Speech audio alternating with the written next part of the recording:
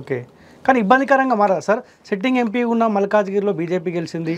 ఈయన సొంత ఇలాకా అయిన మహబూబ్ నగర్లో కూడా వంశీ చందర్ రెడ్డిని గెలిపించుకోలేకపోయిందంటే సార్ ఇప్పుడు గాలివాటం మాటల ముఖ్యమంత్రి సార్ ఈయన ఎప్పుడు కూడా ఒక మాట మీద కట్టుబడి ఉన్నవాడు లేడు.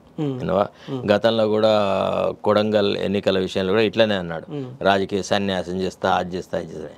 ఏదో అప్పటి మందం ఏ రోటి కాపాట అంతే తప్ప నిఖచ్చితంగా కాంగ్రెస్ పార్టీని స్థిరీకరించడంలో కానీ, పార్టీని బలపరచడంలో కానీ, పార్టీ అంటే కార్యకర్తలలో విశ్వాసం నింపడంలో కానీ ఈయన నాయకత్వం ఏ రకం కూడా సహకరించలేకపోతుంది. అసలు ఫస్ట్ ఆఫ్ ఆల్ ఈయన ఇంకా కూడా కాంగ్రెస్ పార్టీలో ఉన్న కార్యకర్తలు కానీ, ప్రజలు కానీ ఈయన ఒక కాంగ్రెస్ నాయకుడు, సీనియర్ నాయకుడు, కాంగ్రెస్ యొక్క శ్రేయోభిలాషి అని ఆయన భావిస్తున్నారా అనేది నాకు డౌట్. ఎందుకంటే ఆయన కాంగ్రెస్ కార్యకర్తలు చెరబడుతున్న విధానం చూస్తుంటే అట్లా కనబడుతుంది. ఇప్పుడు ఎట్లుందంటే ఆయన పరిస్థితి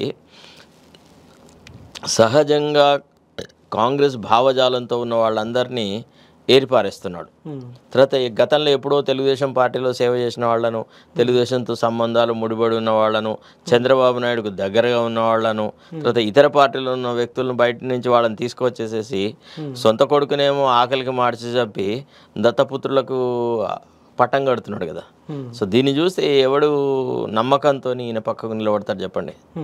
ఎంతో అసలు యాక్చువల్లీ మొన్నటి అసెంబ్లీ ఎన్నికల టికెట్లప్పుడే చాలా గందరగోళం జరిగింది. చాలామందికి అసలు పార్టీకి ఒక వేవ్ ఉందన్న విషయం గ్రహించేసేసి చాలామంది యోగ్యులైనటువంటి నిజమైన కాంగ్రెస్ కార్యకర్తలను కాదని డిఫెక్టర్స్కి చాలా అవకాశాలు ఇచ్చి గెలిపించినాడు. అక్కడే పెద్ద బ్లండర్. అక్కడ ఆయన కొద్దిగా కాన్ఫిడెన్స్ పెరిగింది. పార్టీ హైకమాండ్ అప్పుడే కనుక రియాక్ట్ అయ్యి no nothing doing, what is this, how can you do like this అని అంటే బాగుండేది. బట్ రైట్ ఆర్ రాంగ్ ఆనాడు కాంగ్రెస్ పార్టీ గెలవాలి, రాష్ట్రంలో మళ్ళీ అధికారంలో తీసుకురావాలా అనేటువంటి ఒక ఆలోచనతో ఈయన కొంత ఫ్రీడమ్ ఇవ్వడం జరిగింది. దాన్ని ఆయన ఈసారికి ఇంకా మరీ అబ్యూజ్ చేసినాడు. యాక్చువల్లీ అయితే సికింద్రాబాద్లో దానం నాగేందర్ను నిలబెట్టడం, దట్టు ఆ పార్టీలో గెలిచి టీఆర్ఎస్ పార్టీలో గెలిచి ఎమ్మెల్యేగా ఉన్నాడు. పోనీ శాసనసభ సభ్యత్వానికి రాజీనామా చేసి పార్టీలో చేరాడు. పోనీ పార్టీ వ్యక్తిగా తయారంటే లేదు. ఇక్కడ విప్పుగా అంటే ఒకవేళ సపోజ్ అసెంబ్లీ సమావేశాలు జరుగు, ఇంకేదైనా జరుగు, అదో ఇదైతే ఆయన బీఆర్ఎస్ పార్టీ క్రమశిక్షణకి లోబడి ఉండాల్సి వస్తుంది, లేకపోతే అసెంబ్లీ సభ్యత్వాన్ని కోల్పోతాడు. కనీసం మినిమం కండిషన్. తర్వాత ఈ పార్టీ ఫిరాయింపులను ఇతనే బాహాటంగా విమర్శించినాడు. రాళ్లతో కొట్టమన్నాడు. అసలు ఈ పార్టీ ఫిరాయింపులు చేసిన వాళ్ళని రాళ్లతో కొట్టాలి, అసలు వీళ్ళు సంతలో పశువులాగా అమ్ముడు పోయినారు, వీళ్ళకి పొలిటికల్ కల్చర్ లేదని అన్నాడు. అన్న వ్యక్తి దానం నాగేందర్ని ఒక సిట్టింగ్ ఎమ్మెల్యేని పార్టీలో చేర్చుకోవడం ఏంది, ఆయనను తీసుకుపోయి పార్టీ టికెట్ ఇవ్వడం ఏంది, మళ్ళీ టికెట్ కూడా ఒంటి చేత ఈయన తన ఓన్ ఇన్ఫ్లుయెన్స్ని అంతా ఉపయోగించి ఒక ముఖ్యమంత్రి స్థాయి అధికారాన్ని ఉపయోగించి టికెట్ ఇప్పించినాడు. సో ఇవన్నీ చూస్తే ఏమనిపిస్తుంది, పార్టీ మనుగడకి ఇవన్నీ ముప్పే కదా. ఈ దీంట్లో ఎక్కడ అంటే పార్టీ తరఫున ఈ వ్యక్తి పనిచేస్తున్నట్టు కనపడలేదు. ఓకే సార్, నేను మీ దగ్గరికి వస్తున్నప్పుడు మీ ముఖ్యమంత్రి రేవంత్ రెడ్డి గారి సన్నిహితుతో ఒక పర్సన్తో నేను మాట్లాడినప్పుడు ఈ ఎంపీ ఎలక్షన్లో బీఆర్ఎస్ పార్టీ, బీజేపీ రెండు పార్టీలు కలిసి పోటీ చేసినాయి కాబట్టి ఆ రిజల్ట్స్ కనిపించినాయి అని అంటారు, నిజమేనా సార్? ఒకటి బీఆర్ఎస్ టోటల్గా ఎనిహిలేట్ అయింది. బీఆర్ఎస్ అనేది ఇప్పుడు నామరూపాలు లేకుండా పోయింది. అది వాళ్ళ స్వయంకృతం. మొత్తం క్రాస్ ఓటింగ్ వల్లనే ఈ రిజల్ట్స్ అని అంటా ఉన్నారు. సార్ క్రాస్ ఓటింగ్ కాదు సార్, ఇప్పుడు ఆ ఓట్లను మేము కూడా ఆకర్షించాల్సింది కదా. మా పరిపాలనా విధానంతో మా క్యాండిడేట్లను పెట్టేసేసి ఇప్పుడు ఏ వ్యక్తి కూడా, ఏ ఓటర్ కూడా నేను ఫలానా వాడి కోసమే పుట్టినా అని అనట్లేదు కదా. మన పరిపాలన, మన క్యాండిడేట్స్, మన ఆలోచన సరళని నచ్చితే ఓటు వేస్తాడు, లేకపోతే వేయలేడు. సో పార్టీల పరంగా ఓటర్లను విభజించడం అనేది కరెక్ట్ కాదు. ఓకే, టీఆర్ఎస్ పార్టీ ఓట్ బ్యాంకుని కాంగ్రెస్ పార్టీ ఆకర్షించుకోలే కాబట్టి ఫెయిల్యూర్ అయినట్టే ఒక రకంగా. అంతే, ఎందుకంటే వాళ్ళు సహజంగా సెక్యులరిజం పట్ల అభిమానం ఉన్న వాళ్ళు, రకరకాల భావజాలం గల వాళ్ళు బీఆర్ఎస్ కార్యకర్తలు. ఒకవేళ నిజానికి వాళ్ళు కనుక ఇక్కడ వాతావరణం సరిగా ఉంటే వాళ్ళు కాంగ్రెస్లోకి చేరడానికి ఎక్కువ ఇష్టపడతారు. అట్లాంటి వాళ్ళను ఒక మతతత్వ పార్టీ బీజేపీలోకి పోయేటట్టుగా మనం ప్రోద్బలపరిచినాము అంటే మన పార్టీలో మనం సరైనటువంటి గౌరవం ఇవ్వలేకపోయినాము. మన పార్టీ గెలుస్తుంది, మంచి అవకాశాలు ఉంటాయి, బీఆర్ఎస్ కంటే మెరుగైన ప్రభుత్వం మనం తీసుకువస్తాము అని కూడా మనం నమ్మకం కల్పించలేకపోయినాము. సో కాబట్టి ఓటర్లు రెండు రకాలుగా ఆలోచించారు. ఇక ఎట్లా వీళ్ళు ఇద్దరిని చూసినాం కదా, ఆయనైతే 10 సంవత్సరాలు రాష్ట్రాన్ని సర్వనాశనం చేసినాడు, 6 నెలల నుంచి ఈయన నిర్వాహకం కూడా గంతే ఉంది.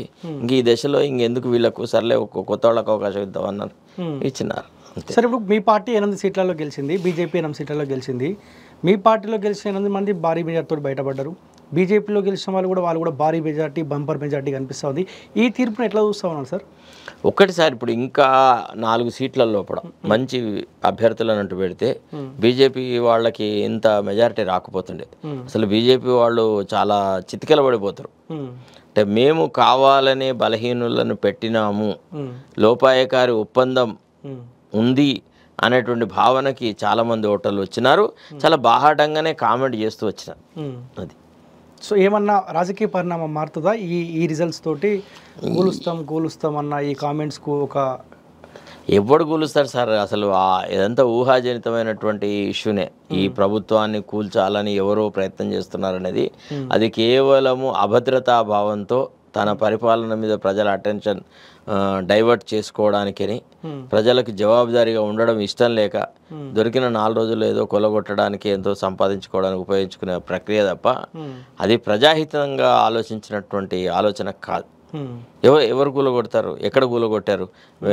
ప్రభుత్వం ఏర్పడిన 6 నెలలకే కూలిపోయిన ప్రభుత్వం ఒక్కటే స్వతంత్ర భారతదేశంలో ఫలానా ప్రభుత్వాన్ని ఎలక్ట్ అయిన 6 నెలల్లో కూలగొట్టినారని చెప్పండి.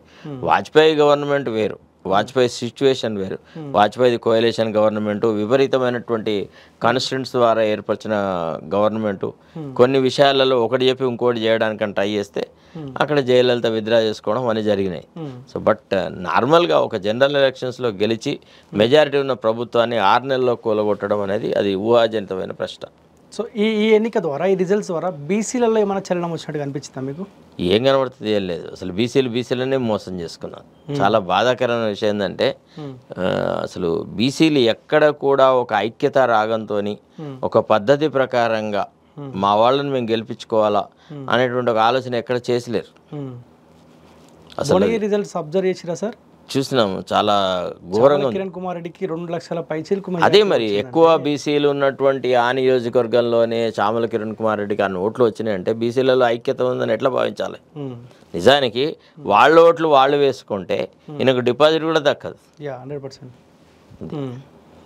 బీఆర్ఎస్ పార్టీ ఒక్క సీట్లో గెలుస్తారు అనుకున్నాము, మెదక్ అనుకున్నాం అనుకుంటా. మనం కూడా మాట్లాడుకున్నప్పుడు కొంత నేనైతే అనలేదు, అసలు వస్తుంది జీరోనే అన్నాను. నేను ఎప్పుడు పెద్ద బీఆర్ఎస్కో టికెట్ వస్తుందని, సీట్ వస్తుందని రాలేదు. ఇంకో ఛానల్ వాళ్ళు కూడా సార్ ఏదో కొంత మీరు ఒకప్పుడు ఉన్న పార్టీ కాబట్టి కొంత దయచేసి ఒక సీట్ ఇవ్వండి సార్ అని అన్నారు. నేను కాదు కదా ఇచ్చేది, ప్రజలు ఇవ్వాలా, ప్రజలలో వాళ్ళకి ఇంకా యాక్సెప్టబిలిటీ లేదు అని చెప్పిన.